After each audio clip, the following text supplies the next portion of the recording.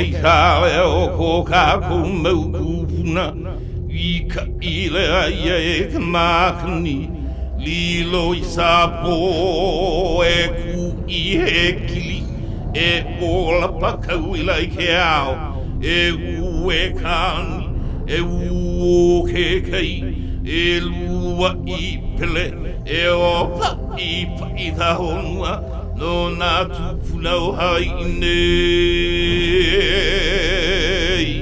A mamaua noa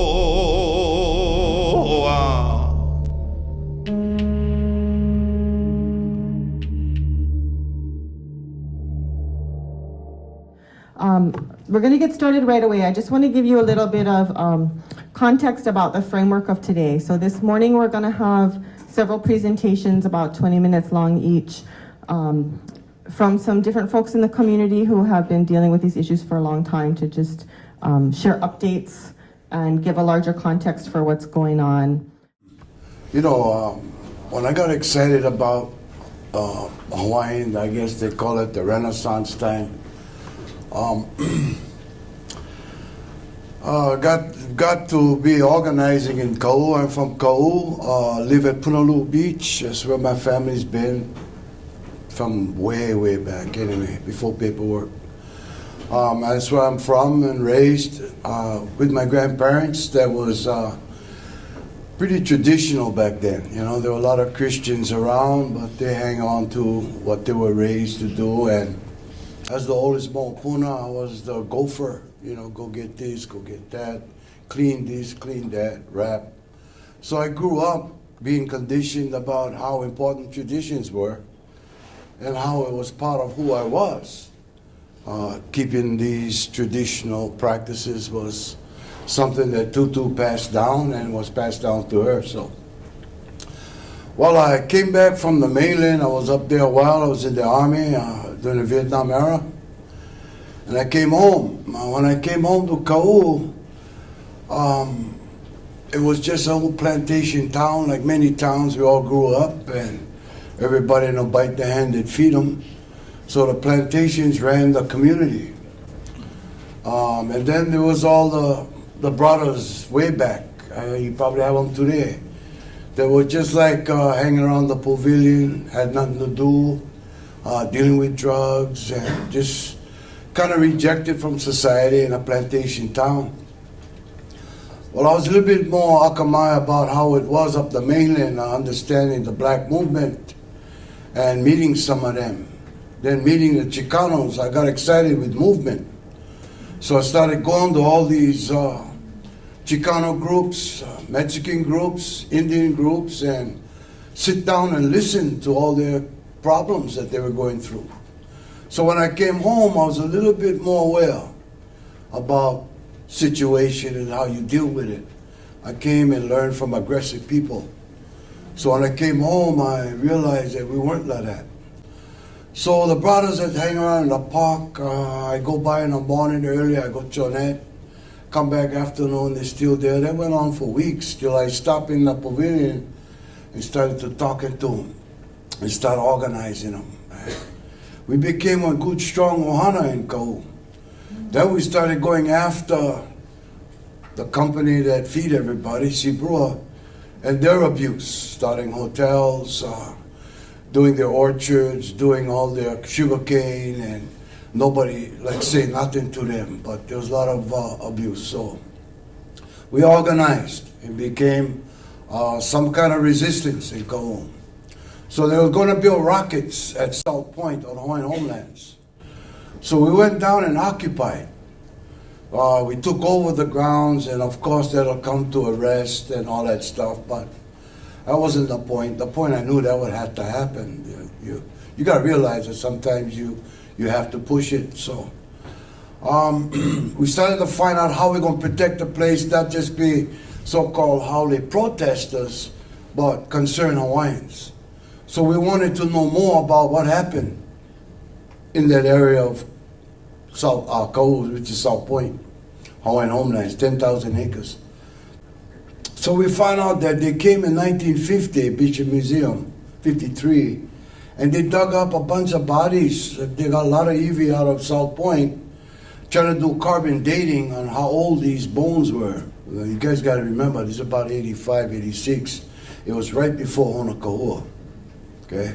So we went to fly. I flew, because I guess I was the president of the group. So I flew to Bishop Museum to go ask and inquire, where's the Eevee that you guys took from here? And it was Dr. Sinoro, who was made his degree digging up the Eevee at South Point. So I went to see him in his office, little Kepani guy, and I said, hey, I'm from Kapu. I'd like to know about this. Can I see the Eevee? And he said, no. So I got a little bit more broader, kind of forceful, you know. So sometimes you gotta do that. We grew up like that anyway. To a point where, you know, we're gonna push and shove, and you know, like that. He's a director of the museum, but you know why he didn't want to show me, but he did show me. Because when I saw it and he showed it to me, there were 4 garbage bags in the hallway where all the Eevee was inside. Garbage bags. So I told him, you know what, coming back, you better put them in the order you took them out. And I'm going to take them back to Kapu. So that was like the beginning of our understanding of the Eevee movement. So there was some resistance because no more law in Hawaii about Eevee. You buy land, you own the Eevee. That was it. And that's up to the 80s I'm talking about.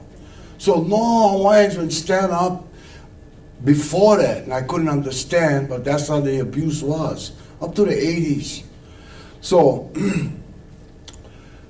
Smithsonian Museum, when past the Indians when attacked the Smithsonian with the NAGPRA, they created NAGPRA, and the Smithsonian have to give back all the Eevee back to the American Indians.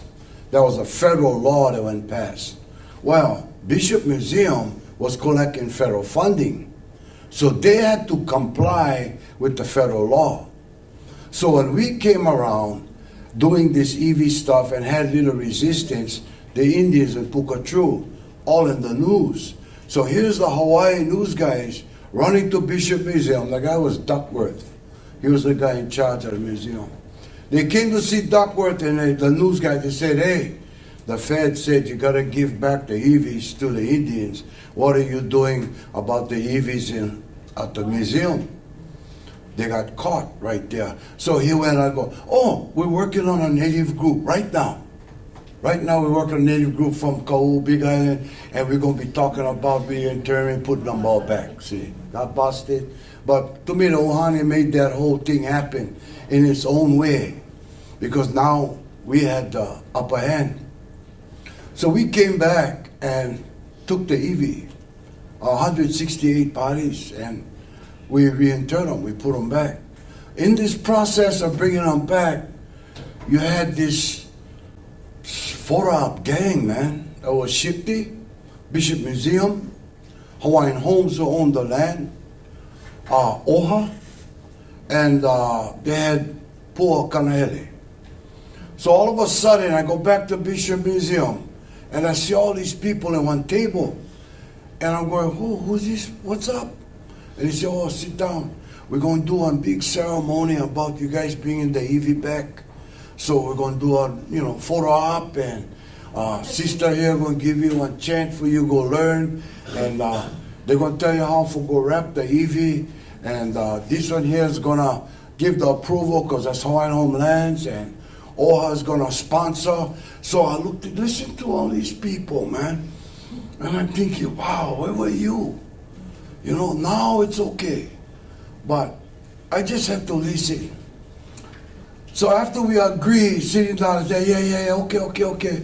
I dig back, go, sit down with Ohana and told them, listen, this is what they're doing now. What do you think? Ohana said, bring them home, bro. Just bring them home. So I went back to the museum, and they had all the Eevee in nice boxes, and they had they did plywood, big kind of boxes, they put them in. But when I went back to get them, with the agreement that we're going to take them, I wanted to go early and tell them, oh, we'd like to bring them home early and get things set up so you guys can let me have them. You know, I know I'm going to pull them out. So I went rent a car, no feet. The boxes, the big plywood boxes.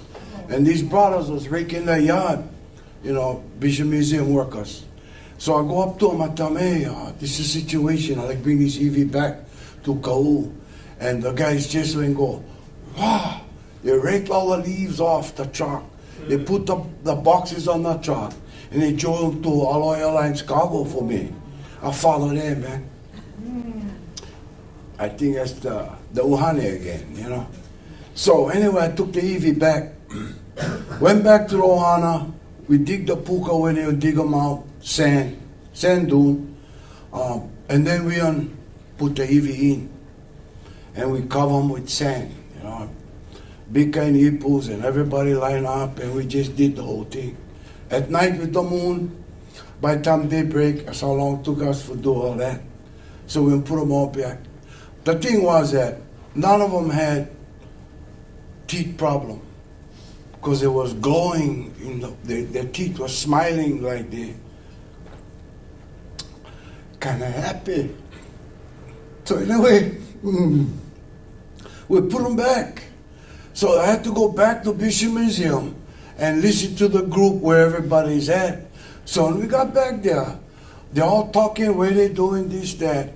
I mean, the gang, bro. And I just told them, you know what? Already. They was just mad at me because I went put them back without them. Okay? So I never think when photo op was something we should show off about. Digging them out was peel out already. So I never did make that something. So we put them back. So it was the first Ohana taking 160 bodies from Bishop Museum and reinterred in South Point. And I was with PKO at that time, the 80s. I was there in 78. So I was already a member with the Ohana. And then came Honokahua. So when I took the EV out from Bishop Museum, nobody would ask me about lineal descendant. Nobody would tell me about cultural descendant. I just took them and didn't have a question. They just gave them. Maybe the federal law wouldn't scare them, but they just gave them back to me. And we put them back, 168 of them. Then when Honokahua came and was members of the PKO, you know, I'm giving you a story of practical story. I want an uncle, they're not going to give you an hunting story or a fishing story. I'm going to give you an activist story, okay? So this is the story I went in my life. So when we went to PKO meeting in Manoa, we always there at the Lois. I hear a couple uncles talking about the EV at Honokahua, but I didn't know it was Honokahua. I just heard them talk about a couple hundred they were dig up already. So when I'm eating at turn, I say, Uncle, what's that? What's up? Then he told me they're working for Rosendahl, who was the archaeologist digging for Carlton Ritz, or Ritz-Carlton Hotel. So I got really hurt because there was Ohana members there. We were supposed to take care, not make money off of it. So that's what was happening. So we said, we're coming back to Maui. And I don't care if you Ohana, we're going to stop this digging. So by the time we all organized and came back, I think it was up to over 900,000 bodies already. So I was wondering, what's the magic number, man? When you guys going to stop? So anyway, we did. We occupied the place. We called up Ohana. Molokai came across with the rat in. We all flew in. We occupied the burial site. We climbed the fence, chased out all the people that was working there. Cops came. Nobody got arrested. We stayed inside and we camped in there. We stayed in there. We cooked about what we're going to do now. Everybody's got the okay. We found out Office of Hawaiian Affairs signed a memorandum of agreement, and they gave the okay to dig them. Shipley gave the okay to dig them. Maui County gave the okay to dig them. All the way up to Waihehe, who was the governor, gave the okay to dig them. So what was we supposed to do when Irving Avenue was already okay? So what was we supposed to do? Protest. raise some noise. That's all we had left to do. So we did occupy Honokahua and put a stop to the digging. The stop to the digging and the planning was go back to the state capitol and protest the governor's house. So we used the state capitol grounds for us to organize this. And Waihe had a Christmas ball. It was on the 23rd of December. And we protested his Christmas ball at his house. And you know, when we first went, it was just about 20 of us. And we came on the 6 o'clock news. It was 12 to 12, a vigil at the palace. So by the time the 6 o'clock news was, everybody started coming down now. Oahu started coming, because that's where all the people was the most. But the next day was bad. And we got Waihe to come across the street, cross the grounds, call us guys. We go upstairs in his chamber, and he started crying. He don't know what to do, because they're going to have to renege on all the permits. They're going to have to pay Rich Colton $6 million. That's taxpayers' money. So we busted them, and they did that. Waihe came across, cried everything, but stopped the digging. Okay, so that would end that day. But you got to realize that how much power we had as Hawaiians to take it to the man, and nobody said nothing. So we never got arrested, we never got caught, and now I realize why.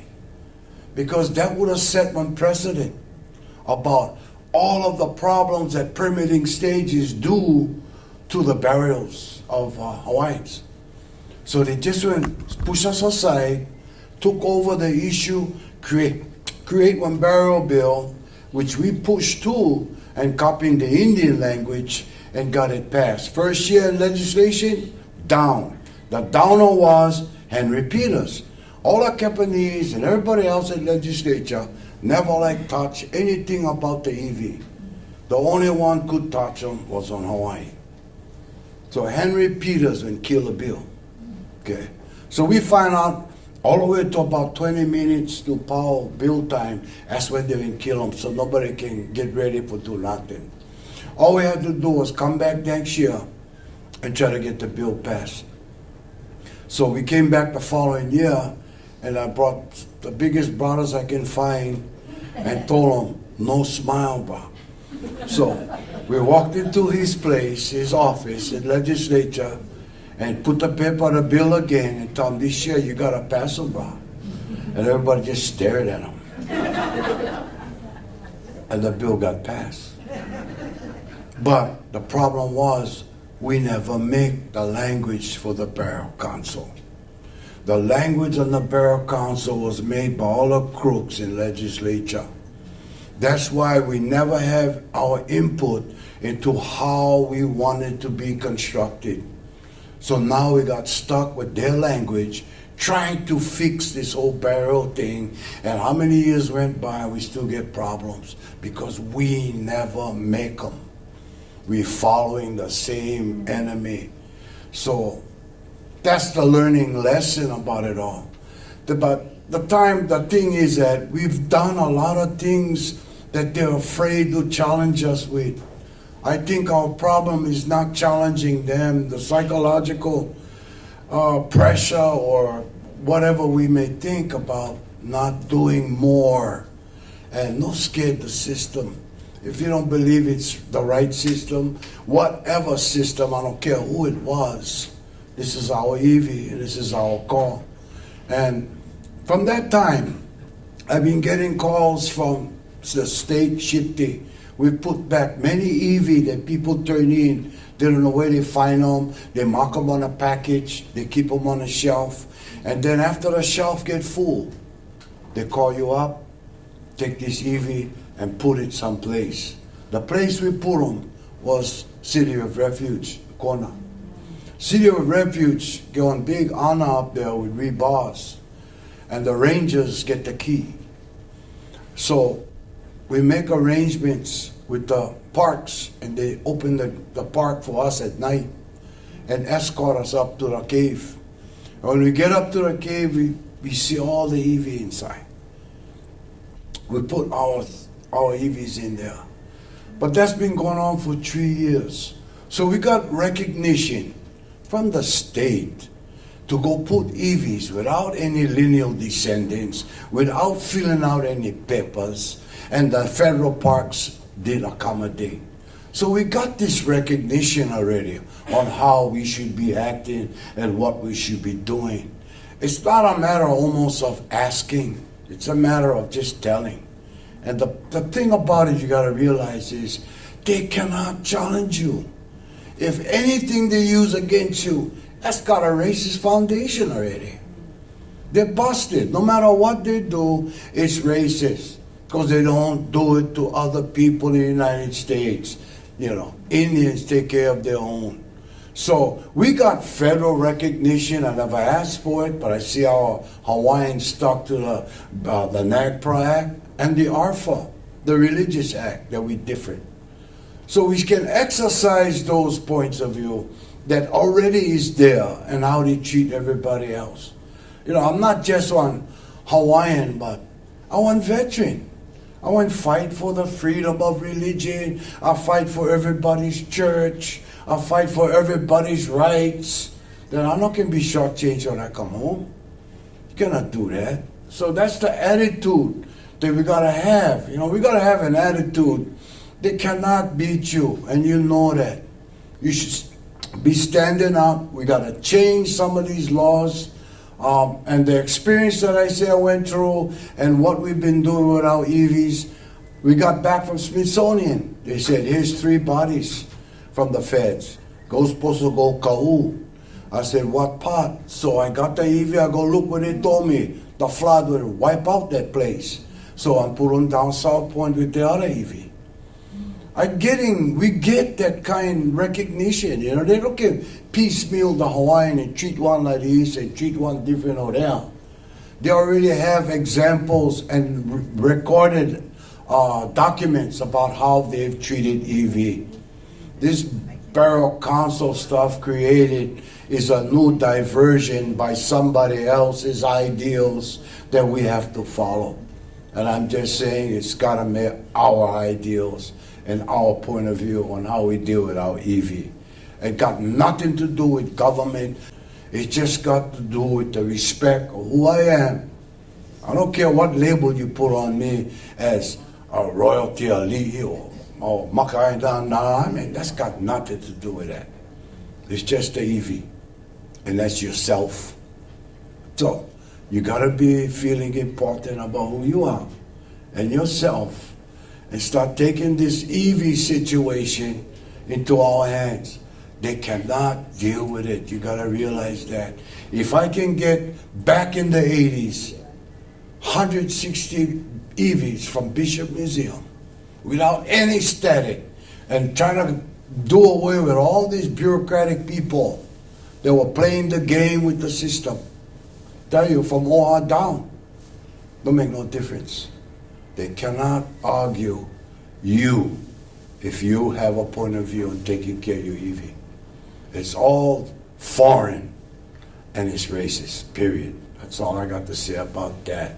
So, for the young, I was hoping that as an Hawaiian, maybe we can't win everything, but we sure can document stuff that our young can look and say, there was resistance. There was a time that our uncles, kupunas, stood up for things. And I think that our young gotta know that. So we gotta be there, at least document something, at least say something. So they can take off from that point and not try to reinvent stuff or struggle harder. We gotta hammer all that and make it easier for them. And the EV is not a threat to the United States. It's not a threat to the security of the United States. It's not a threat to Washington, D.C., man. It's just a threat to developers with money. And that has got nothing over our EV. And I think the attitude we gotta have is that. And if we're going through life, I think, one time, then we gotta do the best at one time about being who we are as an Hawaiian. You know, I say this a lot, you know, one bird no change its song in its lifetime. Why do I have to change mine? Okay? I think we just as unique and important that laws protect species, but they don't protect the Hawaiian or the humans in a lot of ways. So we gotta write the laws for our tutus, and we gotta enforce them for our tutus. And that's my Uncle Top. So thank you.